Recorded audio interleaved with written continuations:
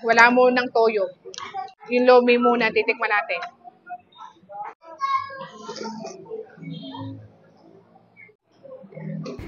Napa-double toppings na nga agad ang anak ng inay. Paano gang hindi ay napadpad ako din sa nanalo lang naman na best lomi sa buong probinsya ng Batangas nitong nakaraang lomi competition at nasungkit lang naman nila ang worth 50,000 pesos na premyo para sa best lomi sa buong probinsya ng Batangas. Isa nga ang lomi na maituturing na pride naming mga Batanggenyo dahil di ninyo lang matatagpuan sa amin lahat ng mother of all lomi versions at kahit saan ka magsuot din sa Batangas, mapasulok man o parang palagi kang may makukutap-tapan na lumian. Siya na nga lang din talagang pasarapan. Kahit pa madami mang nagsulputan sa iba't ibang panig ng bansa, iba pa din ang tatak pag dini mo mismo natimusan ang lomi sa Batangas. Kaya for today's video, tara, samahan yung anak ng inay na matimusan ang award-winning lomi ng Salcedo Lomi House dinilaang sa Rosario, Batangas. Hello mga ka-friendly, andini tayo ngayon sa Salcedo Lomi House,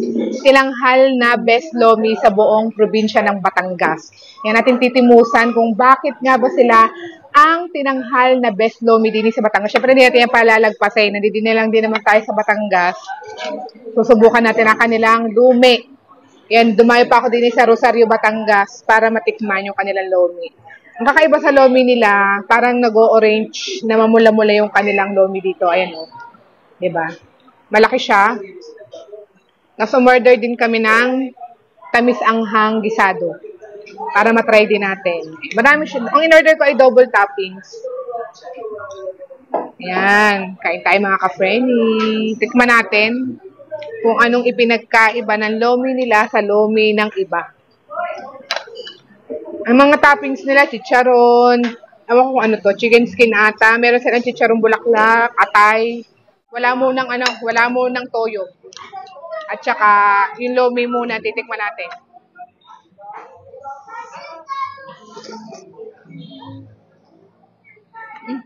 Sarap nga.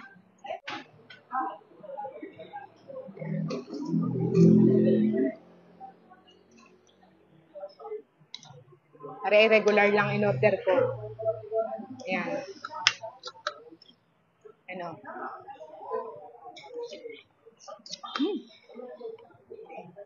Masarap na kahit walang toyo ah. Okay.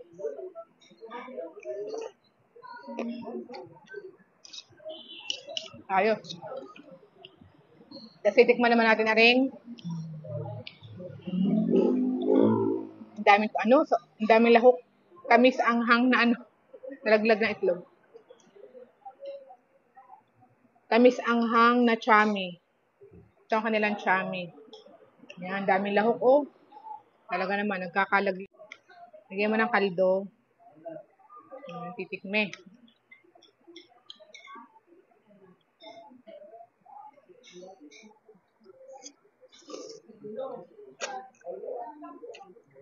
Look. Sarap din. Tamis anghang.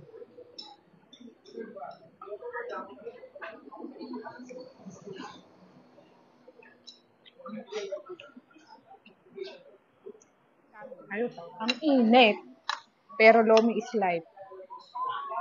Tatry ko lang kasi natikman ko lang to kay sa Kuya Jigs. Parang sarap. Masarap.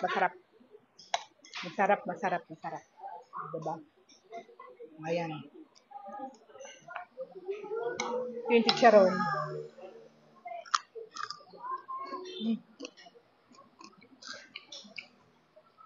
Yung atay.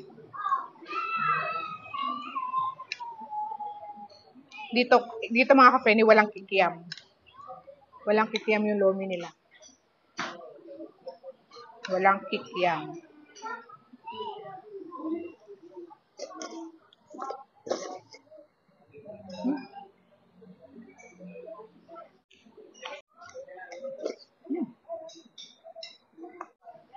Parang mas gusto ko pa siya pag yung walang sauce.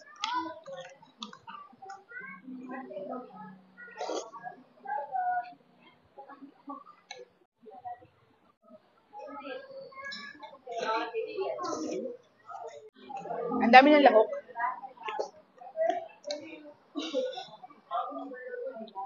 Pero yung regular lomi nila, mas marami yung lahok kaysa sa pansit. Kahit di ka na mag-double toppings. Diba? Ayan.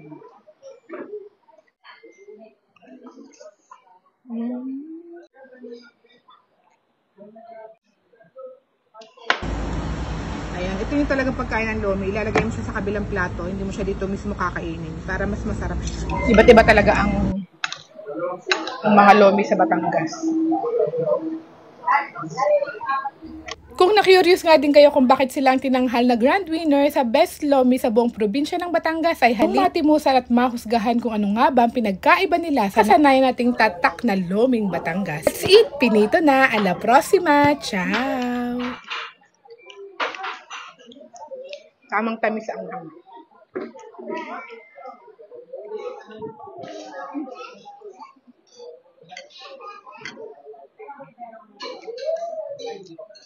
Ito yung kaldo.